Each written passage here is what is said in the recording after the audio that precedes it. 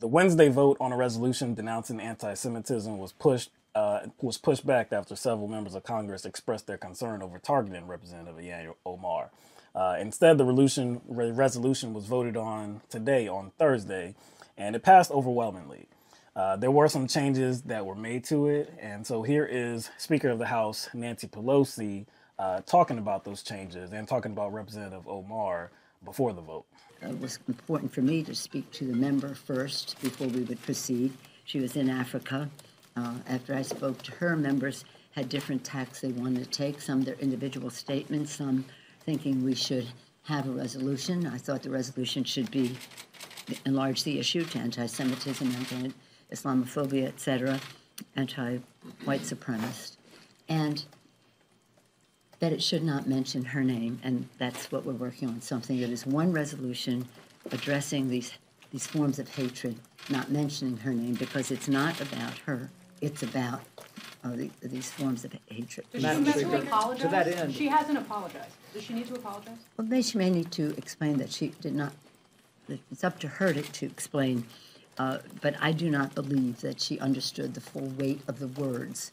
As I say, when you're an advocate out there, as I was, so I appreciate all the enthusiasm that comes into our Congress. I've told you that before. That was me pushing a stroller and carrying those signs. So I understand how advocates come in with their enthusiasms. But when you cross that threshold into Congress, your words weigh much more than when you're shouting at somebody outside. And I feel confident that her words were not based on any anti-Semitic attitude, but that she didn't have a full appreciation of how they landed on other people, where these words have a history and a cultural impact that might have been unknown to her. Madam Speaker, thank you. And to that end, I know... Did I call on him? Did you hear me? I do think that it is interesting that they are kind of backing off the original resolution. Mm-hmm. There are probably a lot of converging factors that have caused them to do that, but like, regardless of whether they acknowledge it or not, the timing of the resolution is essentially connected to Ilhan Omar. Mm-hmm. Whether they acknowledge it or not, the resolution that they wanted to pass, even though it didn't have her name in it, it's attached to her based on the timing. So, like, they created this. The substance of the original resolution and the points that were addressed in it,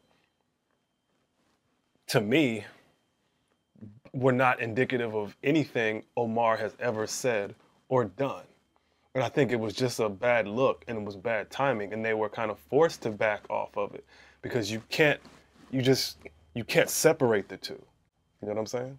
The timing of it was strange, and we knew that it was in reference to Ilhan Omar's comments. But if you wanted to do something like this, which this is non-binding, this is just a resolution. This is pretty much just Congress coming together to denounce something.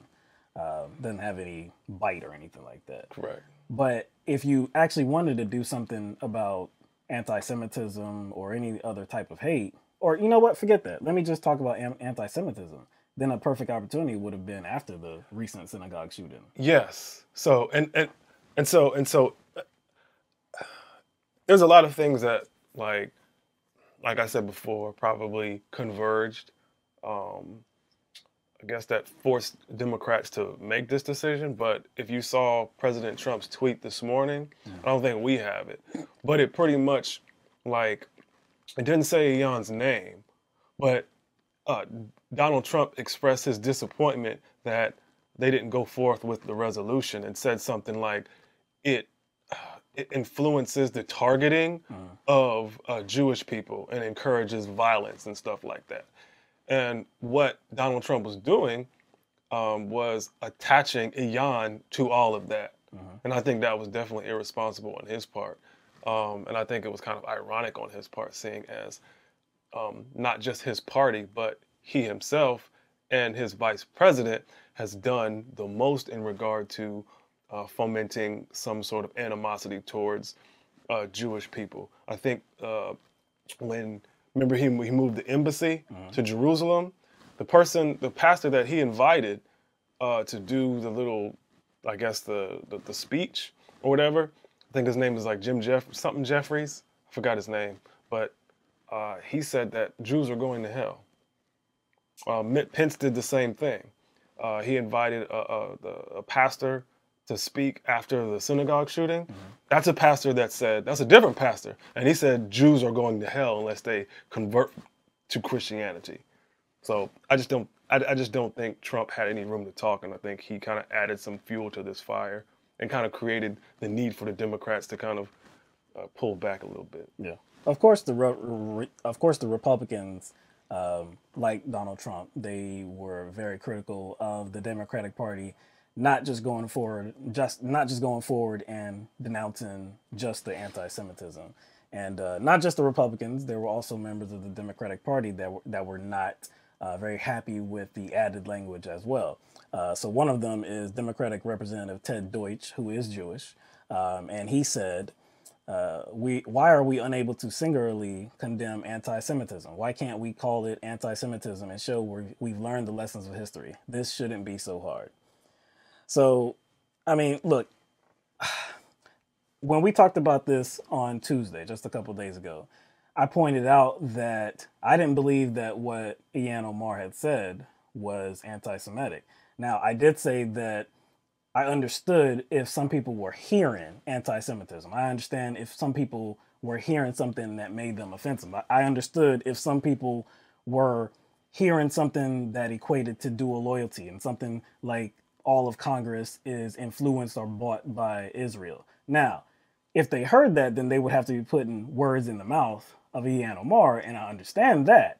But I still, like I said, I still understand that what she said, because she was not specific, it could come off as very specific because it gives other people a chance to be like, okay, well, this is what she meant, so we're going to be offended by it, right? It gives them a chance to be offended. We are dealing with some people that feel some type of hypersensitivity to some of the things that Ilhan Omar states.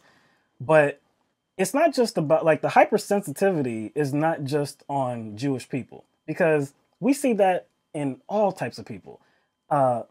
We've talked about on this show about Bernie Sanders pretty recently because he's running for president in 2020.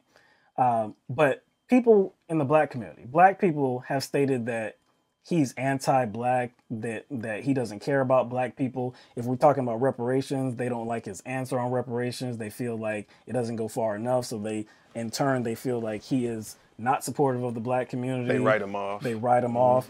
Just a few weeks ago, after the State of the Union address, Bernie Sanders made his typical response to the State of the Union address. But then there were a lot of people that were upset.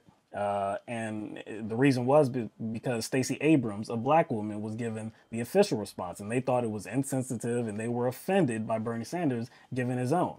Just a few weeks ago, or maybe even months ago now, we talked about a meteorologist in the state of New York that when he was saying Martin Luther King, he flubbed it. He said Martin Luther King Jr. And there were many people, many black people that were calling for his firing, which he did get fired. There were many people that were feeling like this was racist, this was, offensive, and, we couldn't stand for it.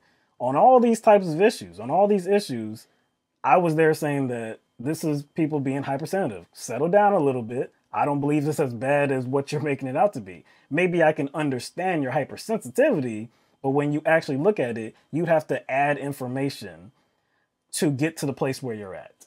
So that's what I think was going on right here. I don't believe that Ilhan Omar was actually stating something that was anti-Semitic. I think another factor is the fact that Ilhan received a lot of support from Orthodox Jews.